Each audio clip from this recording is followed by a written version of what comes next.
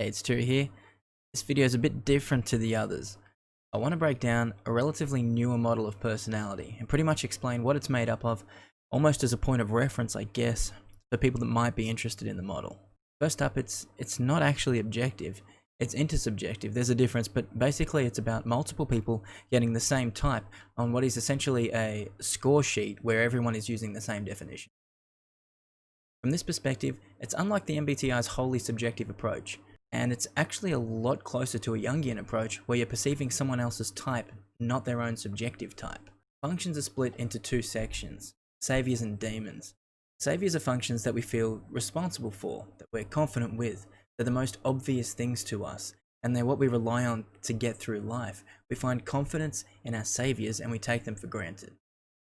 The demons are the opposite. They're things that we don't feel responsible for. What we'd rather other people dealt with, things that we might secretly like to be good at, even if we're not consciously recognize it. In fact, if you're consciously recognizing it, well, good on you for being self-aware. They're about things that happen to us, things that we don't feel we have control over. That's part one down. That's the saviors and demons. Next up are the human needs. These are basically a take on the temperaments. They're broken up as follows. Observers are IJs and EPs, and the deciders are your IPs and EJs. Observers lead with an observing function or a perceiving function. These are intuition and sensation. What this means is they've got a big deficiency in the opposite one. Remember the saviors and demons. And it means they're relatively balanced between the deciding functions in the middle, ones the MBTI calls the judging functions. Lead observers, the IJs and EPs, have the biggest issues with control and chaos. Deciders lead with a deciding function or a judging function, which means they've got a big deficiency with the opposing decider function. Due to this, they've got the observer functions in the middle, so they're relatively balanced. Lead deciders, the IPs and EJs, have the biggest issues between themselves and the wider collective, or that's referred to as the tribe in this model. Onto the letters themselves. This is objective personality's take on the MBTI's dichotomy. It is a little different to the MBTI's understandings. In case you're not aware, the letters are N for intuition, S sensing, T for thinking, and F for feeling. So the observer's intuition looks for connections first and then seeks tangible facts. Sensing gets the tangible facts first, then seeks the connections that they imply. And for the deciders, thinking sorts out the reasons and then seeks the values, and feeling sorts out the values and then seeks the reasons. Now within the letter section, there's 4 possible combinations. Once you factor in how S and N oppose each other, as do T and F, those mixtures are ruled out. This leaves us with what are kind of stereotypes. They're actually the same letters as Maya's used for her temperaments. The SF, ST, NF, and NT.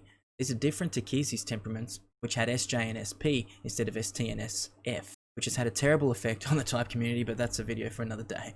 Anyway, objective personality has those letter combos as the following stereotypes. SF, popularity. They see value in the real tangible world, and they look to figure out their reasoning in the abstract, intuitive world. ST, reporter. They see reasons in the real tangible world, then they figure out the value of things in the abstract world. NF, hippie. They see value in the abstract world, then they look to figure out the reasoning in the physical world. NT, nerdy. They see reasoning in the abstract world, then they look to figure out value in the physical world. From here, we get to objective personality's take on how introversion and extroversion affects the functions or the letters. Identity is FI and TI. Tribe is FE and TE. Organize is SI and NI, and gather is SE and NE. Get a touch more into detail for the observers. Organize, that's SI and NI, seeks within itself for information it already knows before searching outside of itself for new facts and concepts. Diving a little bit further, SI is answers are found by going over known facts, then gathering new concepts later. NI, answers are found by going over known concepts and then gathering new observable facts later. Gather, that's SE and NE, seeks new information first, be it facts or concepts, and then organizes it into what they already know later on. So SE, answers are found by gathering new facts and organizing known concepts later. NE, answers are found by gathering new concepts and organizing known facts later. Identity, that's FI and TI, put a higher priority on their own values and reasoning first and foremost, and then they seek the wider spectrum of the tribe's values and reasoning. To get slightly more specific here, FI prioritizes their personal values first, and then it seeks the tribe's reasons. TI prioritizes their own personal reasons or reasoning first, and then it seeks the spectrum of the tribe's values. Tribe, that's FE and TE, put a higher priority on the wider collective's values and reasoning first and foremost, and then they seek out their own personal reasoning and values. Fe prioritizes the tribe's values first and then seeks their own personal reasons. Te prioritizes the tribe's reasons first and then seeks their own personal values. From here, we get to the animals. This is a concept that's unique to Objective Personality's model, but it shouldn't be, because all it is the recognition that some people have both their preferred functions, here known as saviors, in the same orientation, whether that's extroverted or introverted. This is actually what my understanding of Jung's work leads me to believe are the correct, or at least original types, but I like that Objective Personality isn't forcing any particular stack or anything onto anyone. So the animals there: sleep, play, consume, and blast. So sleep is both the observer and decider functions are introverted. Play has both observer and decider functions extroverted.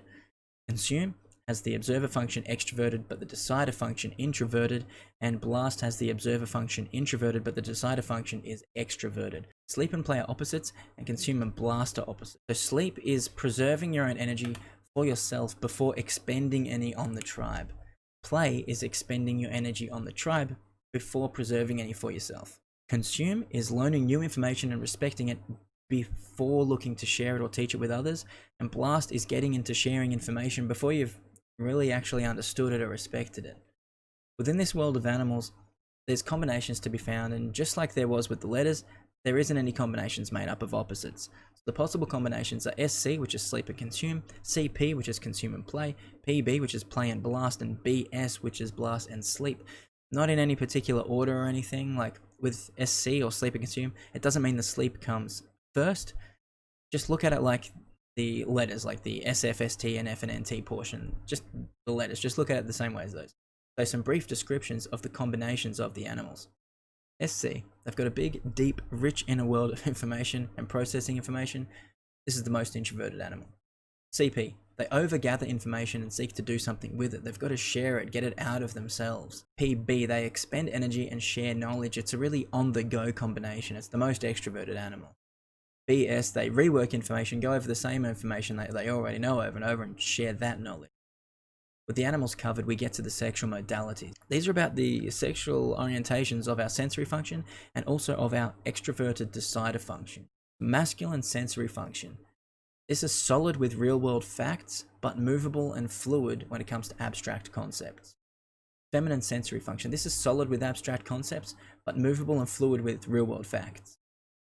Masculine extroverted decider. This is pushy and direct with others, or the wider collective, but more fluid and movable when it comes to their own identity. Feminine extroverted decider.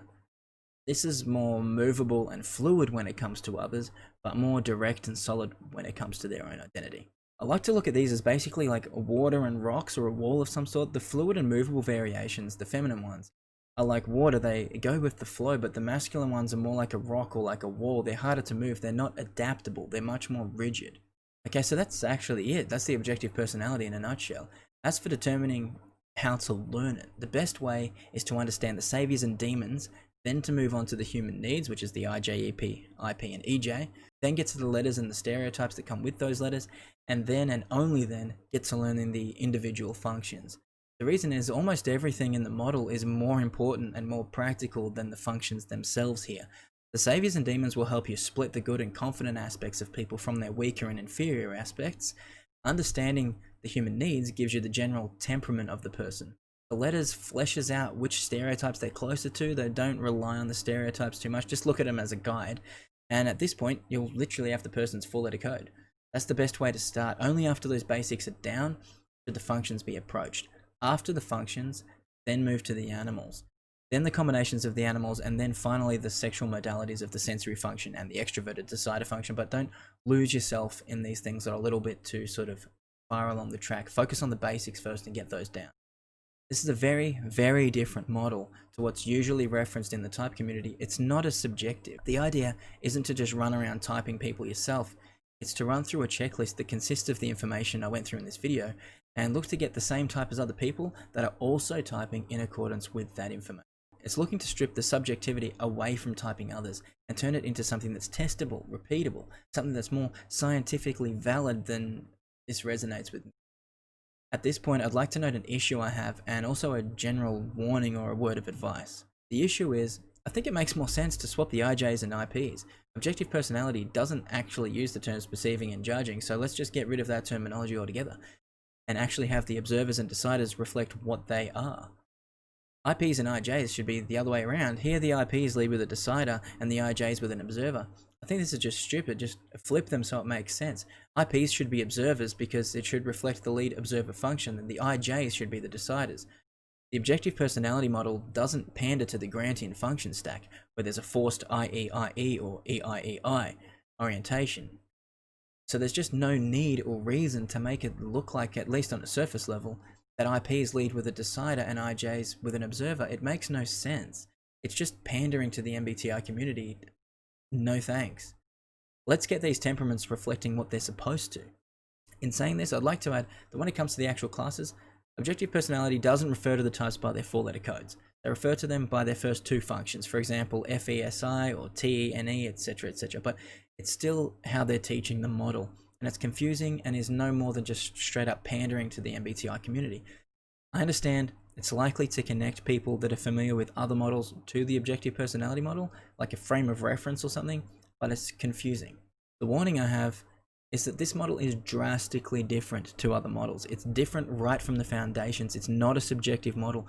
You're not supposed to type yourself. You're not supposed to type others on your own. It's about getting the same types as other people following the same model or not, and redefining understandings, etc., until the accuracy of these typings gets better and better and more respectable. It also uses definitions and understandings that are way more Jungian than the MBTI, so there will be big differences between these models. It's not a pure Jungian model by any means either, though it has no reason to be. I say all this because it's important to note that your MBTI type, your Jungian type that you get from either researching on your own or learning yourself or from some other online test, and the type that other people might type you as following the objective personality model are likely all very different types. They're completely different models. I just think it's important to understand that this isn't a model that's created to verify that you're a super special INFJ or some other such nonsense, that's all. It's a totally different model. Right from the reasons and the method people are typed with, through to the definitions and understandings throughout the model itself. Okay, I hope this has helped anyone interested in learning this model a little bit. It's not new information by any means, but I figured it could be handy to have all of this in just a single video. That's it from me. Cheerio out.